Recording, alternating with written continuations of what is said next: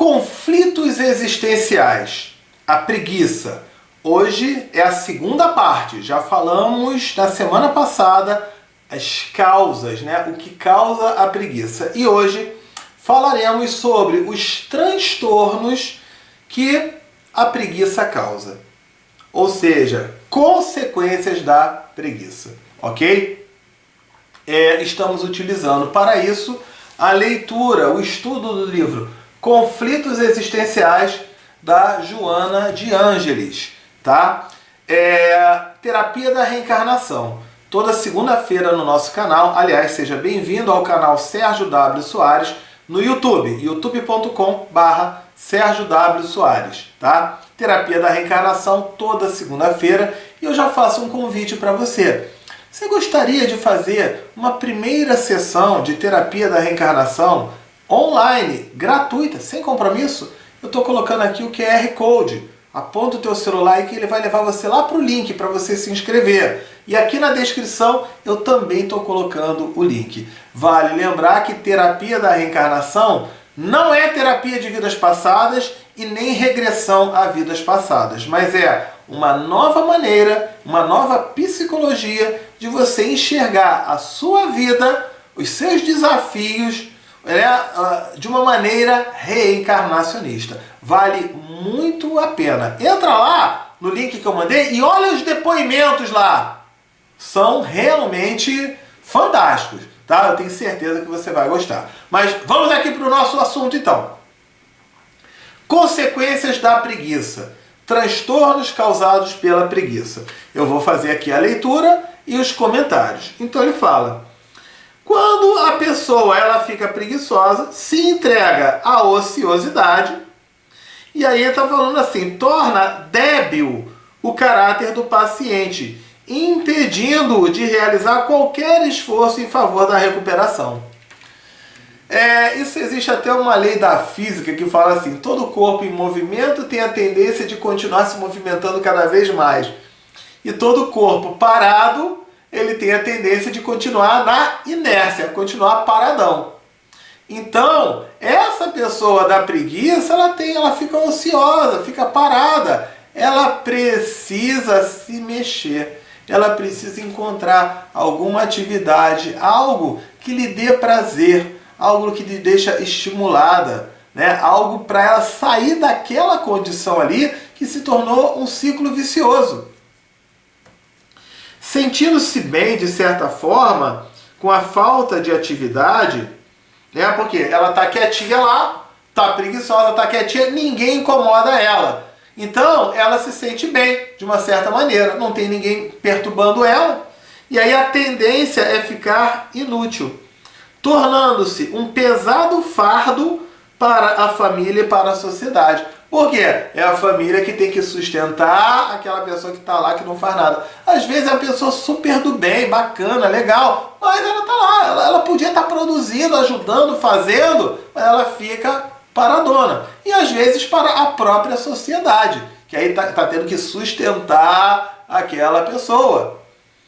Particularmente falando, por exemplo, as ações sociais, os Bolsas Famílias que existem, eles têm, sim, vamos ajudar aquela pessoa que está em dificuldade e tal, mas até que ponto, quando você vai sustentar, né, uma pessoa que tem condição, que tem idade saudável para trabalhar, para buscar alguma coisa, e ela não faz por quê?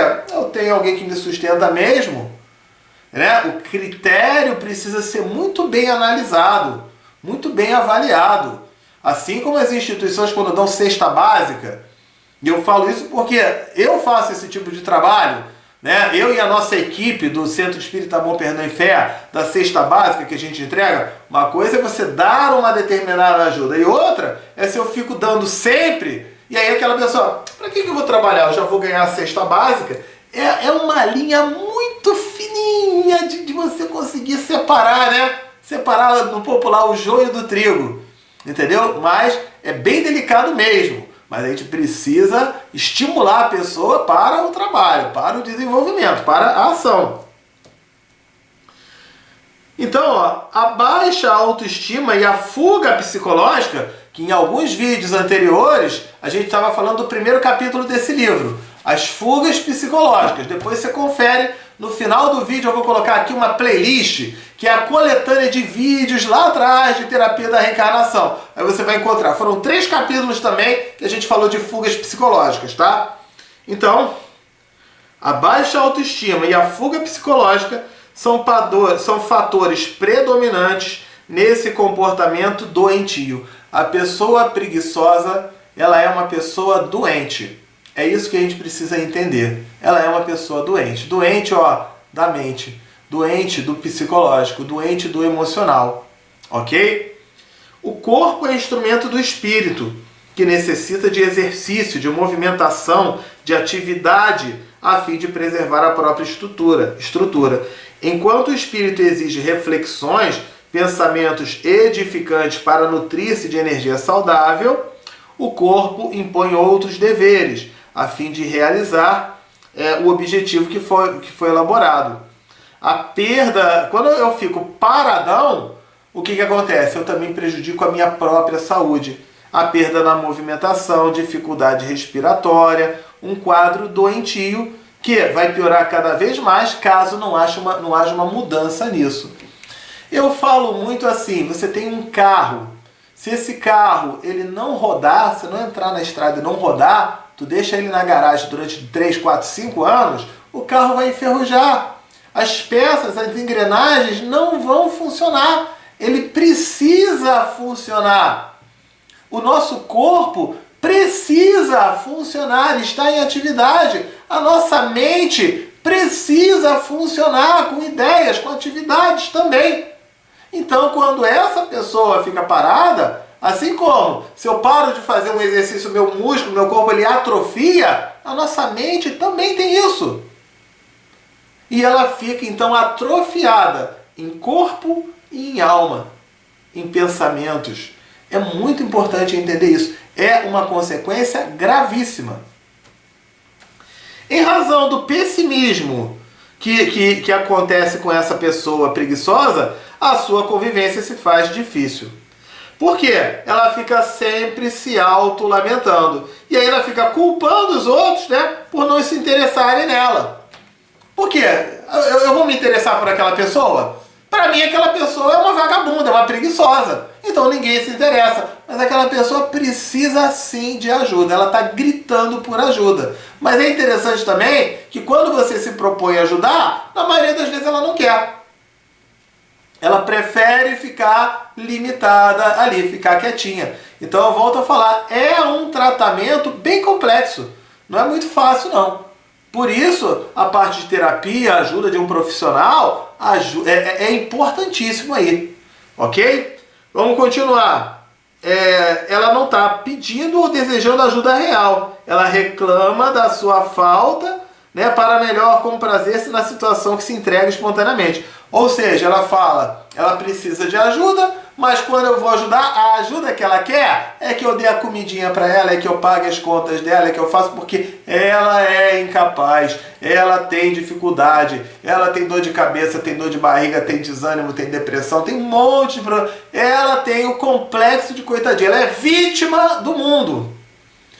E aí ela se posicionando como vítima, ela acredita sim que ela é vítima, e vítima ela se torna. E aí quando você não dá esse tipo de ajuda, ela ainda reclama. Por quê? Essa ajuda faz piorar a situação. Lembra que a gente falou lá daquela criança que o pai sustenta, dá tudo ali, do bom e do melhor, de mão beijada. O que acontece? Ela cresce preguiçosa. Para que ela vai trabalhar? Para que ela vai se mexer? Se tem todo mundo que dá ali para ela. Se torna um adulto com 30, 40, 50, 60 anos que não desenvolve nada. Por quê? Porque veio lá de trás e o quadro foi agravando. É aquilo que eu digo. Foi com a melhor das boas intenções, mas não sabendo e não percebendo que poderia acarretar esse mal. E tem como recuperar. A boa notícia é, tem como recuperar. Entendendo a primeira coisa, entendendo todos esses processos. Ok? A mente, ele fala assim, a existência na Terra, ela tem desafios que estimulam para a gente novas experiências, o desenvolvimento de aptidões, de capacidades adormecidas. Então, a gente aqui nesse plano encarnado temos diariamente oportunidades. Eu vou cuidar de alguém, eu vou conversar com alguém, eu vou aprender algo pela internet, eu vou fazer um curso de alguma coisa, eu vou me envolver em alguma causa, né? Você tem oportunidades. Vale a pena lembrar que o movimento ou que esse trabalho não significa necessariamente um trabalho remunerado para ganhar salário, não, mas uma atividade. Vai fazer um esporte, vai fazer uma natação, vai jogar um xadrez, vai aprender alguma coisa, vai cuidar de animais, vai cuidar numa casa espírita, numa igreja, que seja, onde for, na sua religião. Não tem que ser casa espírita, não, na sua religião, né? Se envolver em alguma ação social pode já ser um caminho para estimular aquela pessoa, tá? Então, o que acontece? A mente não exercitada, né, descamba para o entorpecimento e o cultivo de ideias destrutivas. Ela começa a ter ideias destrutivas. E aí entra num processo de obsessão. A gente fala da terapia da reencarnação porque a gente tem essa parte psicológica, a gente tem a parte espiritual, que é a parte da influência dos espíritos. Por isso que aqui no nosso canal tem domingo Minutos de Espiritismo. A gente vai explicando esses processos aí.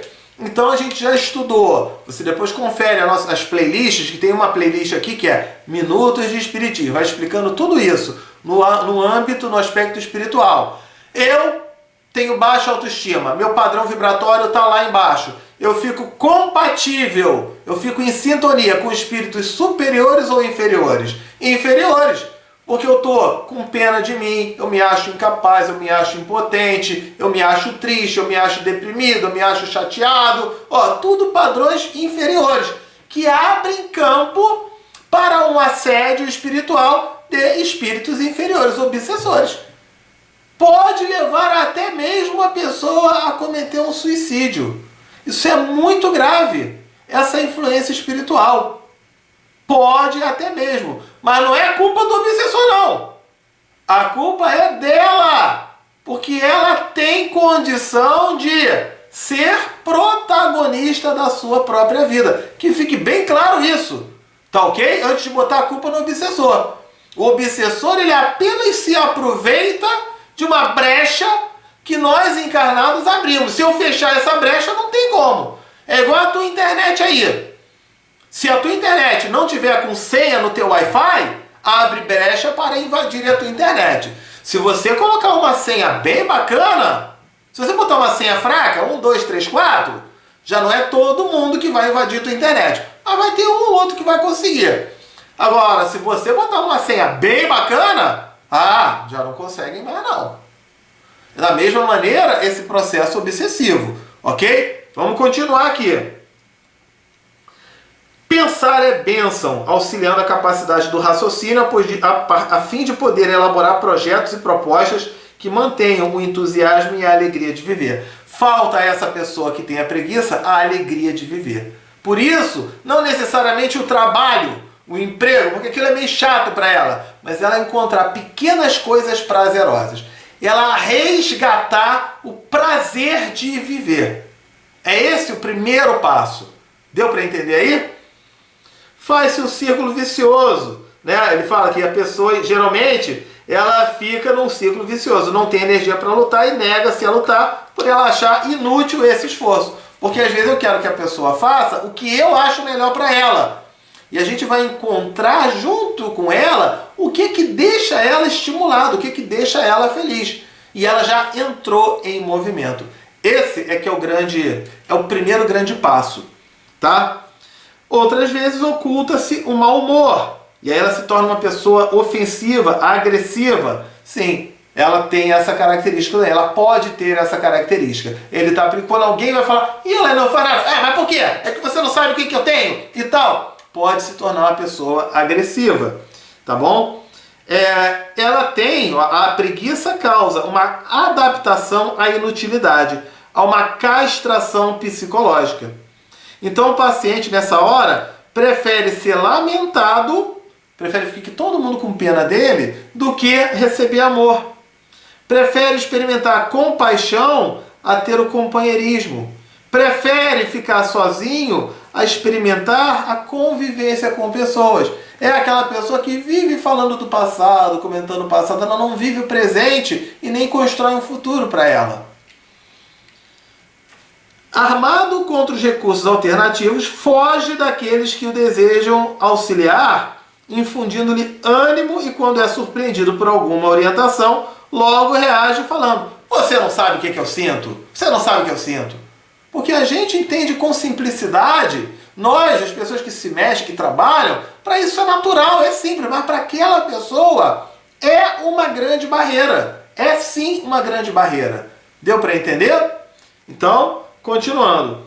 A partir de então, aqui ela coloca assim: certamente o outro não conhece o transtorno que se opera no enfermo, mas sabe que o esforço poderá contribuir para alterar a situação que se encontra. A partir de então, o amigo e candidato ao auxílio torna-se evitado, é tido como adversário. Eu chego e falo: rapaz, se mexe, vamos lá, vamos fazer isso. E aquilo incomoda ele, que ele começa a evitar você. Ok? Ele finaliza aqui dizendo que ele passa a transferir para os outros a responsabilidade que era dele. Ela tem a autoconfiança destruída. E ela, quanto mais ela se autodestrói, mais difícil fica dela começar a se mexer. É natural que atraia espíritos ociosos que se comprazem com isso, aquilo que eu te falei, né? Da obsessão. E aí a Joana de Ângeles, ela vai mais, ela vai além da obsessão. Ela fala que esses espíritos começam a vampirizar aquela pessoa, ou seja, sugar as energias ou as poucas energias que restam naquela pessoa. Olha como isso é mais grave, né? Como isso é grave, tá? Então, ela fala aqui dos centros vitais de emoção que são explorados por essas entidades infelizes, né? E se decompõem, ou seja, vai piorando cada vez mais esse quadro, ok? Então, são as consequências. Volto a falar, terapia da reencarnação, tá aqui o QR Code, entra lá, bota o teu celular apontado ali que você vai entrar no site que explica tudo sobre isso. E você pode fazer uma primeira sessão gratuita, sem compromisso. Na descrição eu estou colocando o link também. Você se interessa por esse assunto, terapia da reencarnação, se inscreve agora no canal, botão vermelho, inscreva-se. E clica no sininho, porque todo dia tem vídeo novo aqui para você. Segunda-feira, terapia da reencarnação. Nos demais dias são outros temas e outros assuntos igualmente importantes. Por hoje é isso, tá? Fique com Deus e amanhã tem mais vídeo para você. Tchau, tchau!